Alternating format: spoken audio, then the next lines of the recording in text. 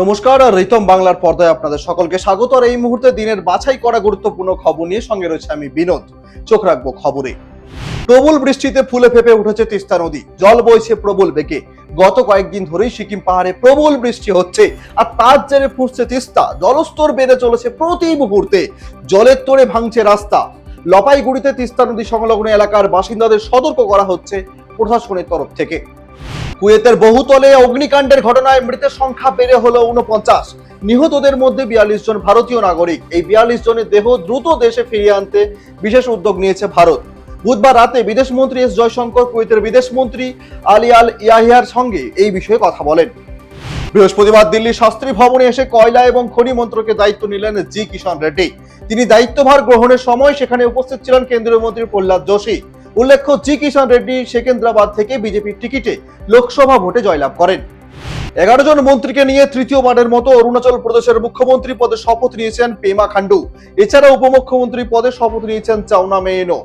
রাজধানী ইটানগরে অবস্থিত দর্জি খান্ডু কনভেনশন সেন্টারে আজ বৃহস্পতিবার সকাল 11টায় সপার্ষদ মুখ্যমন্ত্রীকে পদ এবং গোপনীয়তার শপথ বাক্য পাঠ করিয়েছেন রাজ্যপাল লেফটেন্যান্ট জেনারেল কেটি পাটনায়েক। চোখ রাখবো পরবর্তী খবরে। দেশের প্রতিরক্ষা মন্ত্রী হিসেবে নিজের দায়িত্ব বুঝে নিলেন রাজনাথ সিং। বৃহস্পতিবার দুপুরে সাউথ ব্লকে এসে প্রতিরক্ষা মন্ত্রী হিসেবে দায়িত্বভার গ্রহণ করেন রাজনাথ সিং। সাউথ ব্লকে এসে পৌঁছলে রাজনাথ সিংকে অভিবাদন জানান chief of defence staff Anil Chauhan ও 3 বাহিনীর প্রধান। দিল্লিবাসীর সমস্যা মেটাতে নিরন্তর প্রচেষ্টারত দিল্লির জলমন্ত্রী অতিশী। জাতীয় রাজধানীতে জলের ঘাটতির প্রেক্ষিতে মন্ত্রী অতিশী এডিএম, এসডিএম ও তহসিলদারদের টিমের সঙ্গে অক্ষরধামের কাছে জল ডিস্ট্রিবিউশন নেটওয়ার্ক পরিদর্শন করছেন। অভিনেতা তথা তৃণমূল কংগ্রেস বিধায়ক সোহম চক্রবর্তীর আগাম জামিনের আবেদন মঞ্জুর করেছে বারাসাত আদালত। নিউ টাউনের একটি রেস্তোরাঁর মালিককে মারধরের ঘটনায় বারাসাত আদালতে গিয়ে আত্মসমর্পণ করেছিলেন সোহম। আগাম জামিনের আবেদনও করেছিলেন। আদালত 2000 টাকার ব্যক্তিগত বন্ডে তার আগাম জামিন মঞ্জুর করেছে। হুগলির আরামবাগে উদ্ধার হলো বছর 40-এর এক ব্যক্তির মৃতদেহ। বৃহস্পতিবার সকালে আরামবাগের হরিণখোলায় জমি থেকে এক ব্যক্তির মৃতদেহ উদ্ধারকে ঘিরে চাঞ্চল্য ছড়ালো এলাকায়। জানা গিয়েছে এদিন সকালে ওই এলাকায় কয়েকজন কৃষক তার নিথর দেহ জমিতে পড়ে থাকতে দেখেন। এরপরই খবর দেওয়া হয় আরামবাগ থানায়। পুলিশ ঘটনাস্থলে এসে মৃতদেহ উদ্ধার করে শুরু হয়েছে তদন্ত। নিট ইউজির কাউন্সেলিং চলবে, ফের জানিয়ে দিল সুপ্রিম কোর্ট। বৃহস্পতিবার সুপ্রিম কোর্ট জানিয়েছে কাউন্সেলিং চলবে, আমরা তা বন্ধ করব না। ভয়ের কিছু নেই বলে মন্তব্য করেছে সুপ্রিম কোর্ট। এর আগে ন্যাশনাল টেস্টিং এজেন্সিকে নোটিশ পাঠিয়েছিল সুপ্রিম কোর্ট। এরই প্রেক্ষিতে বৃহস্পতিবার সরকার এনটিএর পক্ষ থেকে শীর্ষ আদালতে জানানো হয় গ্রেস মার্ক দেওয়া হয়েছে এমন 1563 জন পরীক্ষার্থীর রেজাল্ট পর্যালোচনা করার জন্য একটি কমিটি গঠন করা হয়েছে। দক্ষিণ পশ্চিমী মৌসুমী বায়ু একই জায়গায় আটকে থাকায় দক্ষিণবঙ্গে ভ্যাপসা গরম ও অস্বস্তিকর আবহাওয়া থেকে বৃহস্পতিবারও রেহাই মিলল না। এদিন সকালেও কলকাতা সহ দক্ষিণবঙ্গের প্রায় সমস্ত জেলায় ভ্যাপসা গরম ও অস্বস্তিকর আবহাওয়া অব্যাহত রয়েছে। পশ্চিমে 3 জেলা পুরুলিয়া, বাঁকুড়া ও পশ্চিম মেদিনীপুরে শুক্রবার পর্যন্ত তাপপ্রবাহ জনিত পরিস্থিতির কমলা সতর্কতা জারি করা হয়েছে।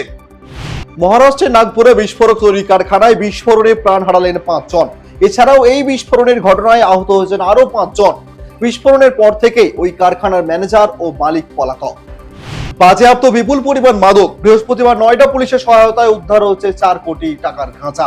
শুধুমাত্র তাই নয়, এর সঙ্গে বাজেয়াপ্ত করা হচ্ছে 60 লক্ষ টাকার কীটনাশক। কীটনাশকের পরিমাণ প্রায় 2000 লিটার। বুধবার টাটা কমিউনিকেশনস 2025 সাল থেকে ওয়ার্ল্ড অ্যাথলেটিক্স সিরিজের ইভেন্টগুলিকে কভার করবে।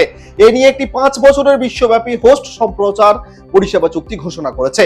টাটা কমিউনিকেশন ওয়ার্ল্ড অ্যাথলেটিক্সের সাথে যে টাই আপ করেছে তার মধ্যে 2025-এ আসন্ন বিভিন্ন প্রতিযোগিতা যেমন থাকবে, তেমনি চলতি বছরে 13 থেকে 21 সেপ্টেম্বর টোকিওতে হতে চলা বিশ্ব অ্যাথলেটিক্স চ্যাম্পিয়নশিপও থাকবে। আগামী মৌসুম শুরু হওয়ার আগেই নতুন কোচ বেছে নিল জুভেন্টাস। চিয়াগো মোতাকে প্রধান দলের প্রধান কোচ হিসাবে নিয়োগ দিল ইতালিয়ান ক্লাবটি। প্রাক্তন কোচের উত্তরসূরি হিসাবে যোগ দিচ্ছেন এই ইতালিয়ান ব্রাজিলিয়ান। ব্রাজিলে জন্ম নেওয়া মোতার সঙ্গে 2027 সালের 30 জুন পর্যন্ত চুক্তি হচ্ছে জুভেন্টাসের। টলিপাড়ার জনপ্রিয় এক জুটি দেবলীনা গৌরব। দেবলীনা গৌরবের বন্ধুত্ব অনেক গভীর, দুজনেই বেশ খোশ মেজাজি। সারা বছর ধরেই তাদের একসঙ্গে দেখা যায়। সামাজিক মাধ্যমেও তারা খুব অ্যাক্টিভ। তাই বাঙালির জামাই বরণ উৎসবেও এর বিরল হলো না। পাঞ্জাবি শাড়ি পরে দুজনে হাজির হলেন জামাই ষষ্ঠী খেতে। জামাই ষষ্ঠী তাই গৌরবকে চেয়ারে বসিয়ে নানা পদ খাওয়ালেন শ্বশুর শাশুড়ি। টেবিলের ওপরে কাঠের বাসনে সাজিয়ে রাখা মাছ, মাংস থেকে শুরু করে একাধিক পদ, পাশাপাশি নানা ফলও। খাওয়া শেষে শ্বশুর বাড়ির বারান্দায় বসে ছবিও তুললেন দুজনে। আজ তবে এই পর্যন্তই। আরো নিত্য নতুন আপডেট পেতে অবশ্যই চোখ রাখুন রিতম বাংলার ফেসবুক পেজ এবং ইউটিউব চ্যানেল। আর হ্যাঁ, গুগল প্লে স্টোরে গিয়ে অবশ্যই ডাউনলোড করুন রিতম অ্যাপ।